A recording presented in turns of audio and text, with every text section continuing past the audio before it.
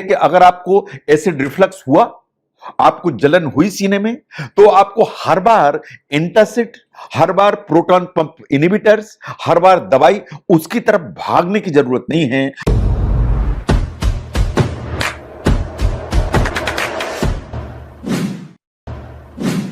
अगर आपको सीने में जलन होती है, आपको पेट में जलन होती है, तो आपका हाथ तुरंत ही डाइजिन की शीशी या एंटासिड की तरफ भागता है, या आपका हाथ तुरंत ही कुछ ना कुछ पेंटोप्राजोल, पेंटोसिड या इस तरह की गोलियों की तरफ भागता है। आपको अगर एसिड ज्यादा होता है, रिफ्लक्स होता है, तो आपको लगता है कि डॉक्टर को दिखाने की जरूरत है। कभी खुली आंख से देखिए कि क्या कोई नेचुरल रेमेडीज हैं कि आप किचन में जाएं और उन चीजों को इस्तेमाल करें, एंड उससे आपके जो सिम्टम्स हैं वो डिसअपियर हो जाएंगे। आज मैं बात करूंगा टॉप नेचुरल रेमेडीज के बारे में जो एसिड रिफ्लक्स एंड जीईआरडी को ठीक करने की ताकत रखती हैं। No, GERD and acid reflux है क्या? ये बहुत कॉमन डाइजेस्टिव प्रॉब्लम है। ये बहुत बार इस पे डिपेंडेंट है कि हमने क्या खाया। ये जब भी आपको इस तरह की प्रॉब्लम होती है तो आपको सीने में जलन होती है। ऑकेजनल ये जो सीने में जलन है किसी को भी कभी भी हो सकती है, अगर आपने बहुत ऑयली, बहुत स्पाइसी और बहुत ज्यादा मात्रा में खाया तो। नाउ ये होती इसलिए है क्योंकि खाने की थैली से जो एसिड है वो खाने की नली में आ जाता है। खाने में नली में आएगा तो जलन होगी, खट्टा पानी गले में आएगा और आपको लगेगा कुछ पानी ऊपर की तरफ आ रहा है। ये बात सही है कि अगर ये समस्या बार बार होती है, आपको लगातार होती है, आपको डिस्कंफर्ट करती है, ये इस तरह की प्रॉब्लम है जो इस चीज का इंडिकेशन देती है कि ये कुछ डाइजेस्टिव डिसऑर्डर है। इन अगर हम डाइजेस्टिव डिसऑर्डर की बात करें तो द मेन जो कारण है इस जीईआरडी। इसका मतलब यह है कि एसिड रिफ्लक्स यानी एसिड का ऊपर आना is a common problem. Acid बार बार आता है तो खाने की नली डैमेज हो सकती है। ये डैमेज होगी तो ये हो जाता है जीईआरडी या गैस्ट्रोइसोफेजियल रिफ्लक्स डिजीज। नाउ इनको कैसे मैनेज कर सकते हैं? अगर मैनेज करना है तो अगर हम डॉक्टर या मेडिसिन को छोड़ दें तो इसके अलावा 3 एरियाज हैं जो आपको समझने की जरूरत है। नंबर 1, नेचुरल रेमेडीज हैं जिनको आपको ट्राई करना चाहिए। डाइटरी चेंजेस हैं जो आपको एडॉप्ट करना चाहिए। लाइफस्टाइल चेंजेस हैं जो आपको अपनी लाइफ में परिवर्तन जरूर करने चाहिए। आज मैं बात करूंगा नेचुरल रेमेडीज के बारे में कि क्या नेचुरल रेमेडीज हैं जो आपके किचन में मौजूद हैं जो आपको हेल्प करेंगी। नंबर 1 पर आता है जिंजर। जिंजर या अदरक। Ginger helps. जिंजर इसलिए हेल्प करता है कि ये आपकी खाने की थैली की जो स्पीड है उसको बढ़ाता है और जो स्टमक का एम्प्टिंग टाइम है उसको कम करता है, उसको एक्सेलरेट कर देता है एम्प्टिंग को। इसका मतलब यह है कि खाने की थैली में जो एसिड है वो स्पीड से इंटेस्टाइन में चला जाएगा और एसिड खाने की थैली में कम होगा तो नेचुरली ना पेट में जलन पड़ेगी ना ऊपर की तरफ आएगा। ऐसा क्यों? इसलिए कि जो जिंजर है या अदरक है उसमें एक कंपाउंड होता है जिसे कहते हैं लिमोनेने। ये जो लिमोनेने है ये आपके स्टमक के अंदर जो एसिड है उसको न्यूट्रलाइज करने की ताकत भी रखता है। तो इसका मतलब है कि जिंजर आपको यूज करना चाहिए। आप जो ना खाने के पहले जिंजर, खाने के साथ में जिंजर या जिंजर टी आप इस्तेमाल करें, इससे आपको हेल्प मिलेगी। ये आपके किचन में मौजूद है। नंबर 2 पर आता है बनाना। जितने भी अल्कलाइन फूड्स हैं वो पोटेशियम रिच होते हैं, ये आपको हेल्प करते हैं। बनाना उसमें सबसे ऊपर आता है या केला उसमें से सबसे ऊपर आता है।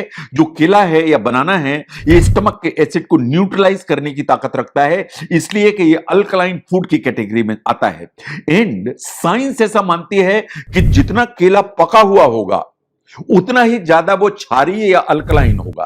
तो इसलिए केला खाइए और जितना पका हुआ केला है वो आपके लिए बेहतर है। तो पका हुआ केला खाएं।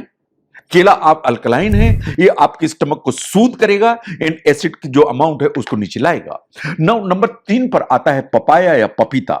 जो पपाया है या पपीता है इसमें एंजाइम होता है जिसे कहते हैं पेपेन। जो पेपेन है आपके जो डाइजेशन की स्पीड है उसको बढ़ाता है, डाइजेशन को इंप्रूव करता है एंड ये आपके जितनी भी आपने चीजें खाई जैसे प्रोटीन है, फैट है, कार्बोहाइड्रेट है, इनको सबको ये ब्रेक डाउन करने की ताकत रखता है। तो डाइजेशन आपका बेटर होगा तो आपका जो एसिडिटी, हैवीनेस वो नेचुरली कम होगी तो एसिड रिफ्लक्स भी कम हो जाएगा। नंबर 4 पर आती है टर्मरिक। टर्मरिक यानी हल्दी। नो, हल्दी कैसे आपको हेल्प करती है? जो हल्दी है उसमें एक कंपाउंड होता है जिसे कहते हैं करक्यूमिन। ये करक्यूमिन के बारे में आपने बार बार सुना होगा। जो करक्यूमिन है ये पोटेंट एंटी इंफ्लेमेटरी इफेक्ट लेके चलता है। ये एसिड रिफ्लक्स को रोकने की, कम करने की ताकत रखता है। और अगर अनफॉर्चुनेटली अगर खाने की थैली में एसिड के चलते कोई डैमेज हुआ तो जो करक्यूमिन है ये चूंकि एंटी इंफ्लेमेटरी है, ये इसको हील करने की ताकत रखता है। इसलिए टर्मरिक जरूर इस्तेमाल करिए। जो हल्दी है आपके घर में है, हल्दी आप खाने में खाइए, आप हल्दी की चाय बना के पी सकते हैं, उसके जरूर इस्तेमाल करिए। Now next is the honey या शहद। वो जो शहद जितनी है उनमें से एक शहद है जिसे कहते हैं मनुका हनी। जो मनुका हनी है एक्चुअली एक पर्टिकुलर ट्री होता है जिसे मनुका ट्री कहते हैं, उससे डिराइव की जाती है। ये स्पेशली हेल्पफुल मानी जाती है। ये आपकी खांसी, आपका जो चेस्ट पेन है जो जीईआरडी के चलते होता है, रिफ्लक्स के चलते होता है, उसको बहुत कंट्रोल और सूद करने की ताकत रखती है। इसका मतलब यह है कि आप जिंजर टी बनाएं, उसमें आप हनी डालें, तो जिंजर की टी और उसमें हनी, अगर मनुका हनी डालते हैं तो आपको बहुत ज्यादा एडवांटेज मिलता है। इसको मॉडरेटली इफेक्टिव माना जाता है कि ये जो स्टमक का एसिड है उसको न्यूट्रलाइज करने की ताकत भी रखती है। The next is the aloe vera. जो एलोवेरा का जूस है जो एलोवेरा के प्लांट से बनता है, इसको बहुत एंटी इंफ्लेमेटरी माना जाता है। ये आपके खाने की जो नली है, इन खाने की थैली है, इनकी दोनों की जो लाइनिंग है उसको कोट करने की ताकत रखता है। और अगर कोई डैमेज है जो एसिड ने क्रिएट किया है उसको हील करने की ताकत रखता है। इसका मतलब है एलोवेरा जो जूस है जो एलोवेरा के प्लांट से आया उसको जरूर इस्तेमाल करें। नाउ नंबर नेक्स्ट आती है मुलेठी, जो लिकोराइस के नाम से भी जानती है। इन मुलेठी अवेलेबल होती है। जो मुलेठी है एक्चुअली ये म्यूकस के प्रोडक्शन को बढ़ाती है।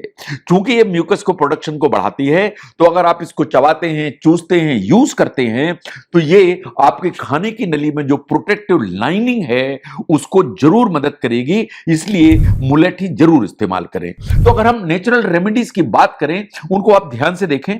जिंजर इस्तेमाल करें, पका हुआ केला खाएं, पपीता जरूर इस्तेमाल करें, जो हल्दी है टर्मरिक उसको जरूर इस्तेमाल करें। आप जो है ना शहद जरूर जो है ना जिंजर टी में इस्तेमाल करें, एलोवेरा का जूस यूज करें। एंड अगर मुलेठी है तो मुलेठी को चूसें, चबाएं ताकि एक प्रोटेक्टिव म्यूकस की लाइनिंग तैयार हो जाए। इसका मतलब है कि अगर आपको एसिड रिफ्लक्स हुआ, आपको जलन हुई सीने में, तो आपको हर बार एंटासिड, हर बार प्रोटॉन पंप इनहिबिटर्स, हर बार दवाई उसकी तरफ भागने की जरूरत नहीं है। सबसे पहले ये जो नेचुरल रेमेडीज हैं इनको आप किचन में ट्राई करके तो देखिए। इट इज क्वाइट पॉसिबल कि जो नेचुरल रेमेडीज हैं आपको अपने सिम्टम्स से छुटकारा दिला दें एंड शायद आप दवा से बच जाएं।